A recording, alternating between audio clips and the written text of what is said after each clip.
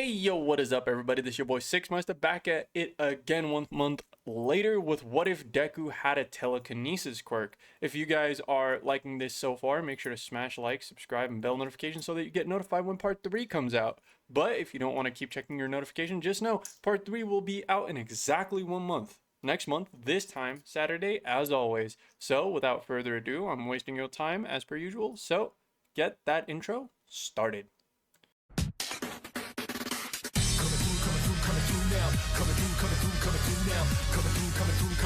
Shake it like your feet, hold the drive. Coming through now. Coming through now. Coming through. Watch where you going, hold the drive.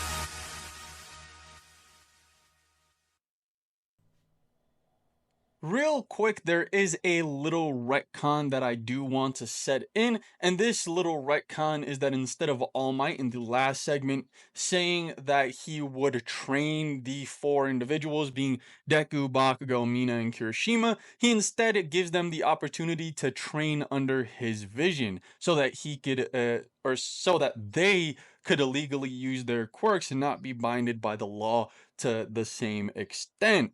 So, no, he won't be training them hands on, but would be supervising their training. That's the only little retcon I had wanted to make. So, since the last segment, we would get into some sort of a time skip to where a schedule between the four and All Might would have been worked out. Obviously, All Might would not reveal his smaller form to Mina and Kirishima, at least not yet, or maybe not for the upcoming while, but Bakugo and Deku would obviously still know. The training would probably be controlled by All Might, as he would be pulling individualistic strings here and there to have them improve individually. I said individually too many times. But he would change the training factor for each of them very slightly to get maximum benefit from each of their programs. Mina would of course have to work on not her quirk, but things she can do with her quirk, so more or less versatility. She would obviously be the perfect gain for a rescue hero, but this would not help her get into something like UA. So he gets her into fighting. He himself would be the one teaching her, since everyone here should probably be the same level of training in fighting experience. Obviously, he would be giving these same lessons to everyone, but would pay special attention to Mina as she would probably need it the most. On the other hand, he would want to train Kirishima's quirk, giving him a much harder quirk factor, or his hardening ability would intensify. This would leave him in a much better position to use the combat that they are learning. Obviously, Deku and Bakugo would kind of be off doing their own thing for a majority of the time, as their highly intense quirks would fit together.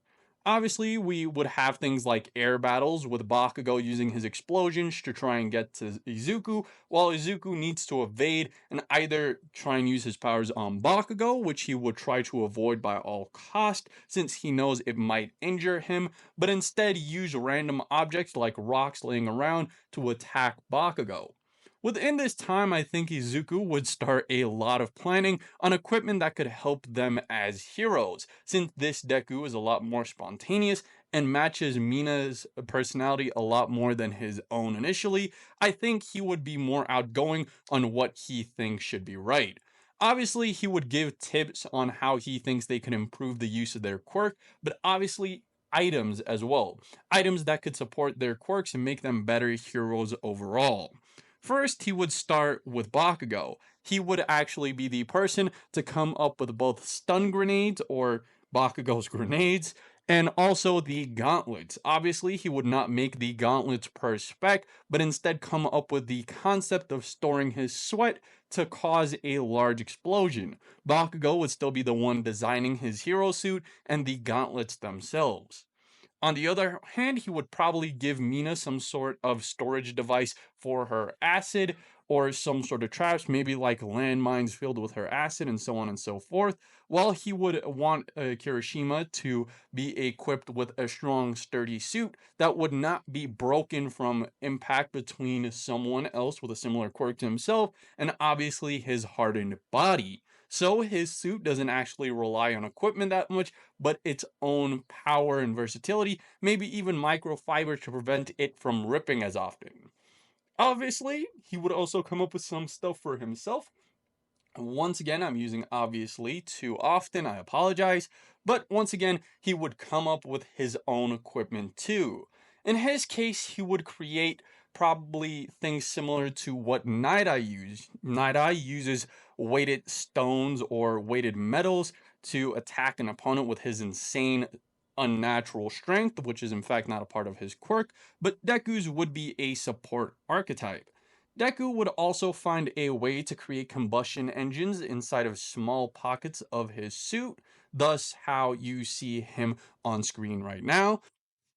And let me rephrase that, as you see him on screen, this is most likely how his suit would look.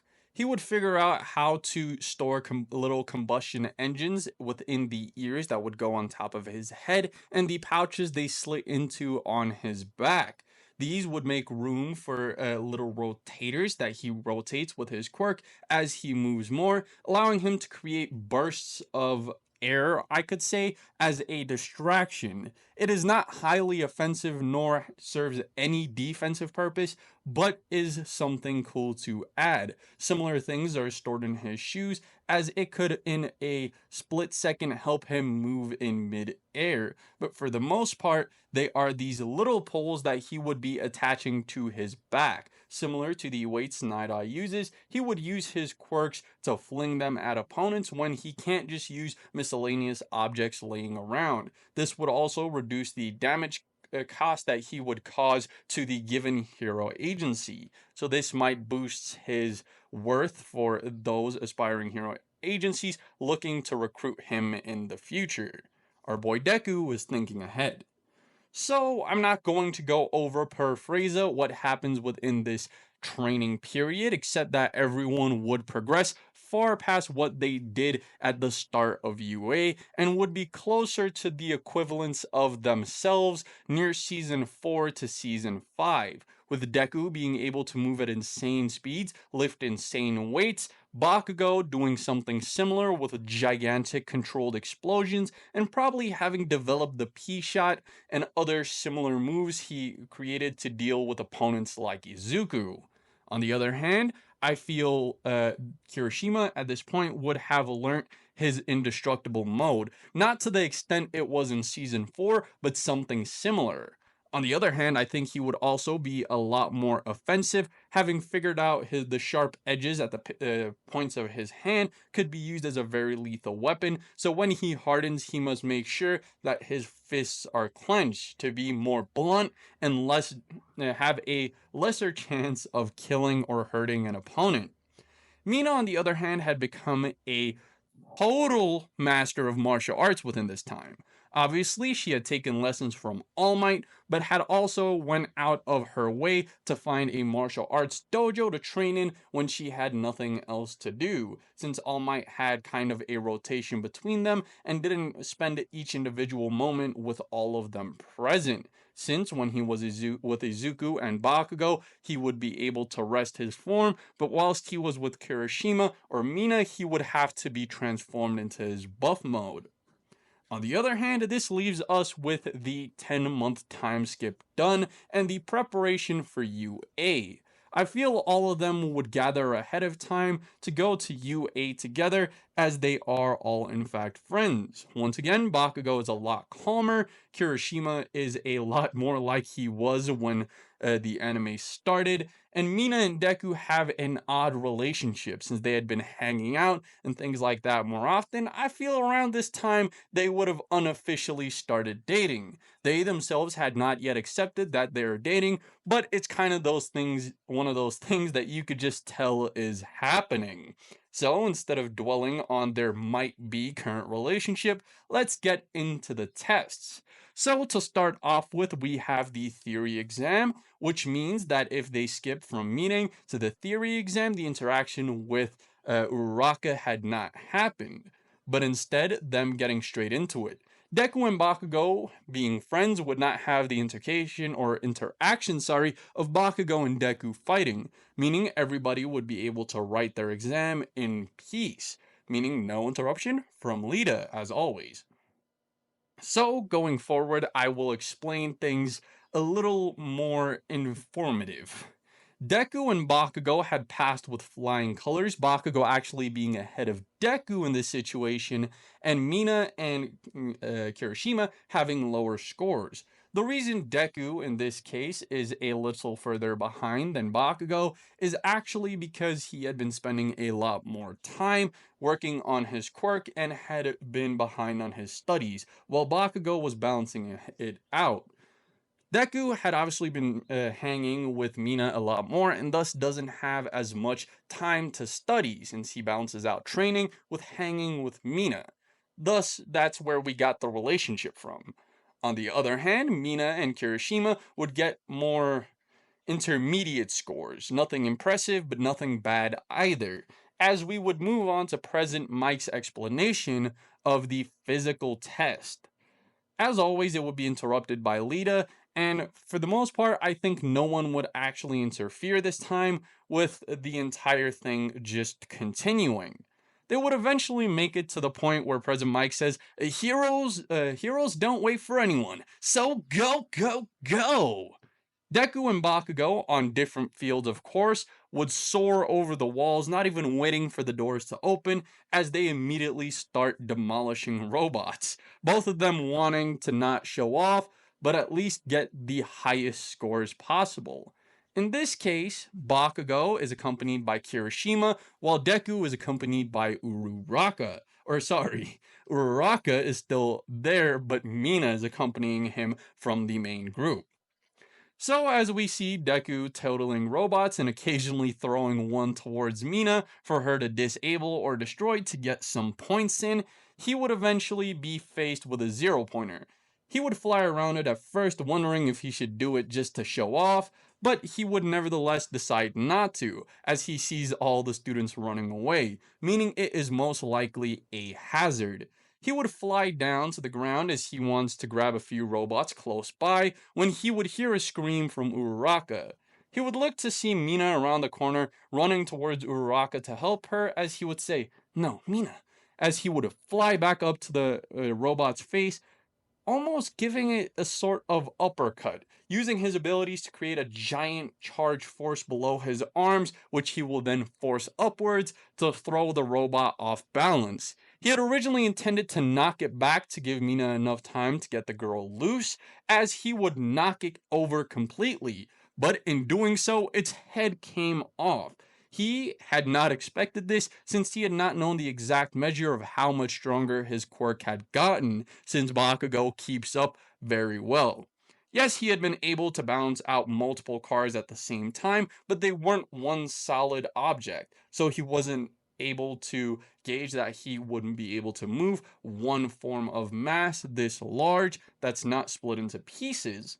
So, once again, leaving himself in a kerfuffle or himself in a situation.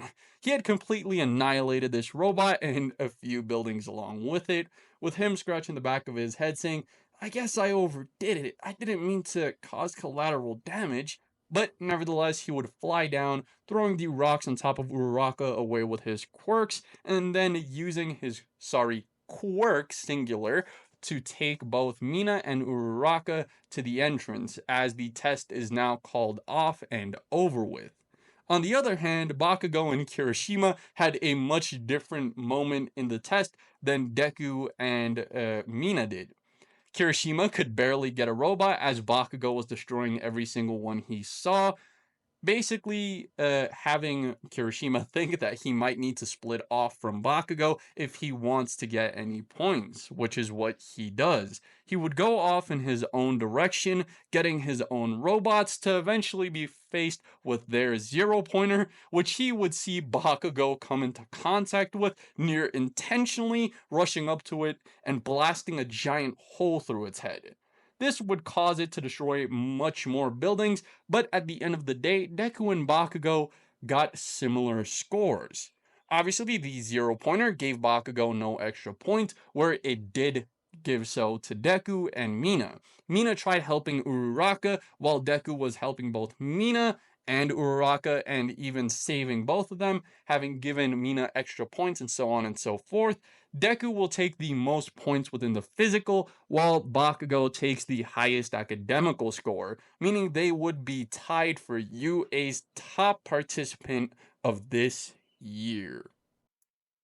But yeah, with that, our video has come to an end. As per usual, make sure to keep an eye out for the next one, which will be coming out in exactly 1 month. And if you haven't yet, go check out Zoku series on what if Naruto had the Tensegan. But as per usual, this has been your boy Six. I hope you have a great morning, afternoon, or evening. Peace. Yeah, some days I feel unfazed, like when I'm with my friends with a cup raised. And on Monday, I got a gun raised. Suicidal do or die until hump day. Then I go right back at it like an automatic. More drinks, more songs, more beats to rap. I need a shrink, I'm gone. More time keeps passing. No watch, no thoughts at all. Just a hat, new era. Rep my P's and those O's. Need the Phillies with the orange and black to feel home. From Citizens Bank back to Camden Yards. It's a tale of two cities, and trust we go hard. Trust we go hard. Yes, we go hard. You said we go hard. I said we go hard. Rockin' my Bob Cousy, stocking up on the loose. The lyrics come easy, but the life is a doozy. And yes, I'm choosy, and no, I won't settle, but I still take pop off over that kettle. Cause I'm talking bigger picture, and yes, I'm gonna hit you with the